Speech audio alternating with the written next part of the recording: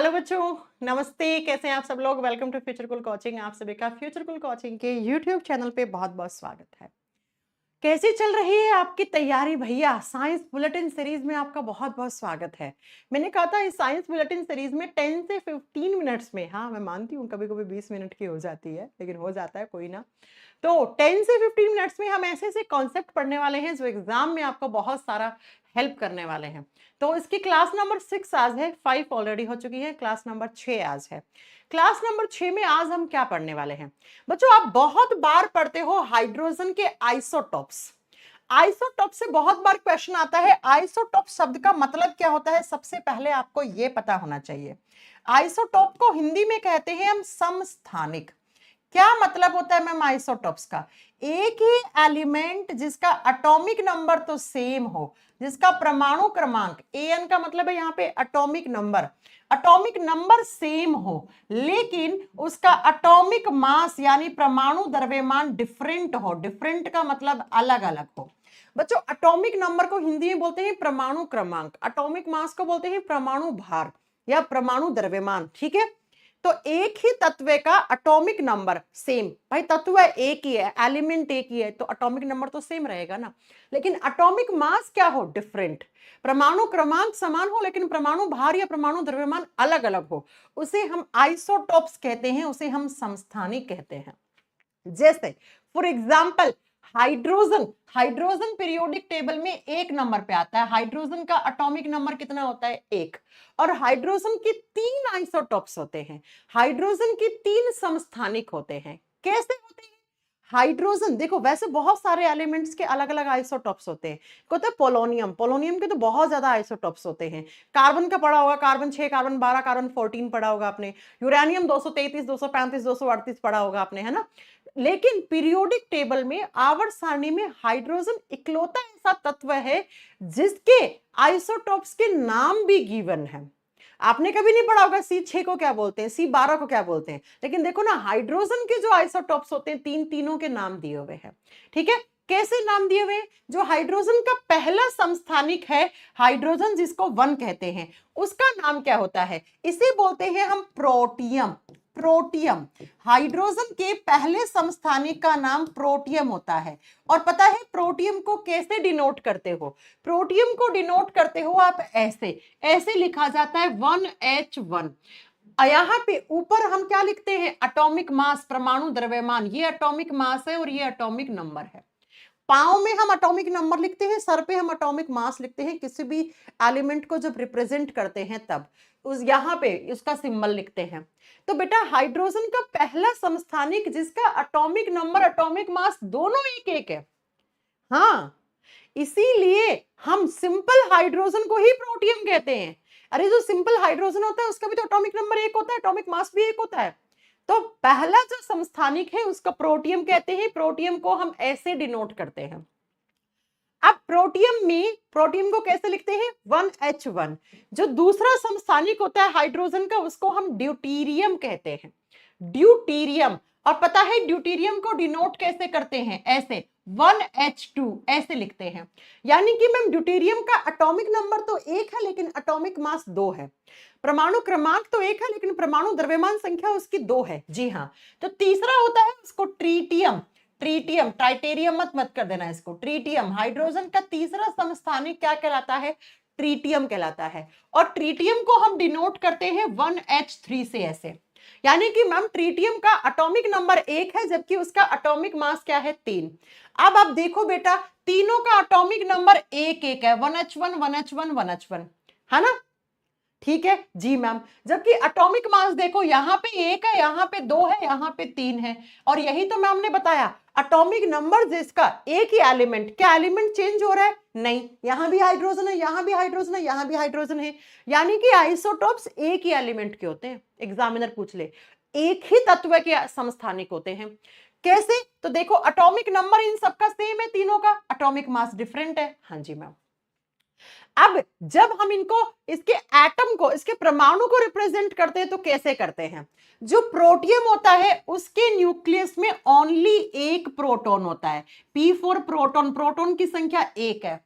और यहाँ पे न्यूट्रॉन 0 होता है। तो जो प्रोटियम या सिंपल हाइड्रोजन होता है उसके न्यूक्लियस में, उसके नाभिक में न्यूट्रॉन नहीं होता है, एक ही प्रोटॉन होता है। इसीलिए हम सिंपल हाइड्रोजन के न्यूक्लियस को, नाभिक को कभी कभी प्रोटॉन न्यूक्लियस भी कह देते हैं। इसका नाम, इस नाभिक का क्या नाम पड़ा? इसका नाम पड़ा प्रोटॉन न्यूक्लियस, प्रोटॉन नाभिक। प्रोटॉन नाभिक का मतलब क्या है? ऐसा नाभिक जिसमें न्यूट्रॉन नहीं है। और जान लो बेटा, सिर्फ इकलौता ऐसा एलिमेंट है हाइड्रोजन जिसके न्यूक्लियस में न्यूट्रॉन नहीं है। बाकी कोई भी ऐसा एलिमेंट नहीं है जिसके न्यूक्लियस में न्यूट्रॉन ना हो बेटा, ठीक है। इसीलिए हम हाइड्रोजन के न्यूक्लियस को प्रोटॉन न्यूक्लियस भी कह देते हैं कभी कभी, ठीक है जी मैम। तो अगर आपसे एग्जामिनर पूछे कि प्रोटियम में, सुनना ध्यान से, कैसे पूछेगा एग्जामिनर? पूछेगा, क्या पूछेगा एग्जामिनर? तो एग्जामिनर आपसे पूछेगा बेटा कि जो प्रोटियम होता है, कहां, यहीं लिख दूं क्या वापस? चलो यहीं पे लगा देती हूँ, यहीं पे देखो। हाँ, आपसे पूछेगा एग्जामिनर कि जो प्रोटियम होता है उसमें प्रोटॉन कितना है, तो P बराबर प्रोटॉन, अरे कहां चला गया, तो ये कहां, इस कलर से, कौन सा कलर लूं? चलो ब्लू ले लिया, ठीक है। प्रोटॉन कितना है? 1, और न्यूट्रॉन कितना है? 0, और इलेक्ट्रॉन कितना है? 1। यानी कि मैम प्रोटियम के एटम की जब बात करते हैं तो उसके न्यूक्लियस में सिर्फ प्रोटॉन है, और बाहर जो शेल होती है, बाहर जो कक्ष होती हैं जिनमें इलेक्ट्रॉन्स होते हैं, तो उसमें 1 इलेक्ट्रॉन है, ठीक है। अब ड्यूटेरियम में क्या होता है? सुनो, ड्यूटेरियम में 1 प्रोटॉन, P प्लस लिखा हुआ यानी प्रोटॉन, न्यूट्रॉन भी 1, तो 1 + 1 कितना हो गया? 2 हो गया। इसीलिए आपने यहां पे एटॉमिक मास 2 लिखा।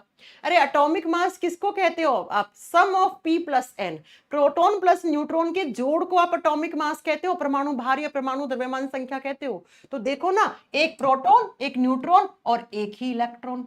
इसका मतलब मैम ड्यूटेरियम के न्यूक्लियस में 1 प्रोटॉन, 1 न्यूट्रॉन, और बाहर वाली शेल, बाहर वाली कक्षा में 1 इलेक्ट्रॉन होता है। जी हाँ। जो हाइड्रोजन का तीसरा समस्थानिक होता है उसमें न्यूट्रॉन की संख्या 2 होती है इसके न्यूक्लियस में, जबकि प्रोटॉन की संख्या 1 है, ठीक है। अब 2 + 1 कितना हो गया? 3, इसीलिए तो एटॉमिक मास 3 लिखा है इसका। एटॉमिक मास क्या होता है? प्रोटॉन प्लस न्यूट्रॉन का जोड़, तो 2 न्यूट्रॉन 1 प्रोटॉन, तो कितना हो गया? 3, ठीक है। और बाहर इलेक्ट्रॉन कितना है? 1। इसका मतलब मैम आप ये कहना चाहती है, अगर एग्जामिनर पूछे प्रोटियम के न्यूक्लियस में कितने न्यूट्रॉन है? 0, ड्यूटेरियम में 1, ट्रिटियम में 2। जी हाँ, मैं यही कहना चाह रही हूं। पहला आइसोटोप क्या कहलाता है? प्रोटियम, दूसरा ड्यूटेरियम, तीसरा ट्रिटियम, ट्रिटियम। अब बच्चों, ये जो ड्यूटेरियम है ना, इसी ड्यूटेरियम से बनाया जाता है हैवी वाटर। अच्छा, मैं आपसे पूछूं नॉर्मल वाटर क्या होता है, साधारण जल क्या होता है, तो आप क्या बोलोगे? हाँ जी, अगर मैं आपसे पूछूं कि नॉर्मल वाटर क्या होता है, तो आप क्या बोलोगे? H2O, इसी को ही बोलोगे। हाँ जी मैम। अरे नॉर्मल वाटर क्या होता है, साधारण जल क्या होता है? H2O। अब देखो H2O, यहां पे हाइड्रोजन कितने हैं? 2 है। हाँ जी। ऑक्सीजन कितना है? ऑक्सीजन 1 है। ऑक्सीजन का एटम कितना है? 1। अब अगर मैं आपसे पूछूं नॉर्मल वाटर का मॉलिक्यूलर वेट निकालो, क्या निकालो? नॉर्मल वाटर का मॉलिक्यूलर वेट बताओ मुझे। इसको क्या बोलोगे आप? आणविक भार बोलोगे या आणविक द्रव्यमान बोलोगे? तो आप क्या करते हो, जब आप किसी कंपाउंड का मॉलिक्यूलर वेट निकालते हो तो सबसे पहले आप एटम लिखते हो। हाइड्रोजन के कितने एटम है? 2। ऑक्सीजन का कितना है? 1। हाइड्रोजन के, ऑक्सीजन जो होता है उसका मॉलिक्यूलर वेट कितना होता है? 16। ऑक्सीजन 8 पे आता है, तो 8 का दुगना कितना होता है? 16 होता है। जी मैम। तो एक एटम है ऑक्सीजन का, तो 16 जोड़ दोगे। अब एक हाइड्रोजन का 2 होता है ना? सॉरी, हाइड्रोजन कितने? 2, तो एक का 1 है तो 2 का 2 हो गया। हाँ मैम। अरे भाई, एक हाइड्रोजन का 1 एटॉमिक मास होता है, हाइड्रोजन का एटॉमिक नंबर एटॉमिक मास बराबर होता है, अभी तो बताया मैंने। तो अब सिंपल हाइड्रोजन की बात करें ना, H की, ड्यूटेरियम D की बात नहीं कर रहे हैं आप यहाँ पे, तो कितना जुड़ेगा? 2। तो 16 में जब 2 जोड़ दोगे, जब 2 हाइड्रोजन है तो 2 हो गया, तो इसका मॉलिक्यूलर वेट कितना आ गया? 18 आ गया। 18 आ गया। अब मैंने बोला हैवी वाटर, ये तो नॉर्मल वाटर है। मैंने कहा हैवी वाटर क्या होता है, तो बेटा हैवी वाटर को हिंदी में कहा जाता है भारी जल, भारी जल। और हैवी वाटर का फॉर्मूला क्या होता है? D2O, D2O। यानी कि हाइड्रोजन का जो दूसरा आइसोटोप होता है जिसको ड्यूटेरियम कहते हैं, उसकी रिएक्शन जब आप ऑक्सीजन से करवाते हो तो आपको हैवी वाटर मिलता है। जी हाँ, इसीलिए इसका केमिकल नेम क्या पड़ गया, ड्यूटीरियम ऑक्साइड। ये क्या था, हाइड्रोजन ऑक्साइड, ये ड्यूटीरियम ऑक्साइड। अब मुझे ये बताओ कि इसमें ऑक्सीजन कितना है, एक, तो एक का ऑक्सीजन का मॉलिक्यूलर वेट कितना होता है, 16, तो 16 तो रहेगा ही रहेगा। अब D2, तो D2 में 2 हाइड्रोजन है मैम, कैसे, तो इस पिछली फोटो पे आओ, ये रहा, देखो ये रहा, दो दो जुड़ेगा ना इस बार ये मॉलिक्यूलर वेट जुड़ेगा ना। तो जब 2 डी है तो 2 + 2 कितना हो गया, 4। तो ये बताओ 16 में कितना जुड़ेगा, 4 जुड़ेगा इस बार। तो मॉलिक्यूलर वेट कितना निकल के आ गया, 20। इसका मतलब मैम नॉर्मल वाटर का मॉलिक्यूलर वेट 18 होता है। जी हाँ, जबकि हैवी वाटर का मॉलिक्यूलर वेट कितना होता है, 20। इसीलिए हम इसको साधारण जल कहते हैं और इसको हैवी वाटर कहते हैं, इसको भारी जल। पूछे भारी जल कौन से आइसोटोप से बनाया जाता है, ड्यूटीरियम। उसका केमिकल नेम क्या है, ड्यूटीरियम ऑक्साइड। केमिकल फॉर्मूला क्या है, D2O। उसका मॉलिक्यूलर वेट कितना है, 20। अगर आपसे मैं पूछूं नॉर्मल वाटर से हैवी वाटर का मॉलिक्यूलर वेट कितना ज्यादा है, तो क्या बताओगे, इसका 18 है तो इसका 20, यानी 2 यूनिट ज्यादा है। जी मैम। और हैवी वाटर कहां काम आता है, हैवी वाटर को काम में लिया जाता है इसी ड्यूटीरियम ऑक्साइड को न्यूक्लियर रिएक्टर में। ये कहां काम आता है, ये न्यूक्लियर रिएक्टर में काम आता है बेटा, नाभिकीय संयंत्र में काम आता है। और न्यूक्लियर रिएक्टर में क्या करता है, ये एज ए मॉडरेटर काम में लिया जाता है। मॉडरेटर का मतलब होता है मंदक, जो स्पीड, न्यूट्रॉन्स की स्पीड को मंदा कर दे, स्लो कर दे। मंदक का मतलब होता है स्लो करने वाला। रेट ऑफ रिएक्शन को डिक्रीज कर देता है न्यूक्लियर रिएक्टर में। नाभिकीय यंत्र में जो न्यूक्लियर रिएक्शंस होती हैं उनकी रेट कम कर देता है, रेट ऑफ रिएक्शन डिक्रीज कर देता है, मंदा कर देता है। तो एग्जामिनर क्वेश्चन पूछता है हाइड्रोजन का कौन सा आइसोटॉप्स न्यूक्लियर रिएक्टर में as a moderator, as a मंदक काम आता है, D2O।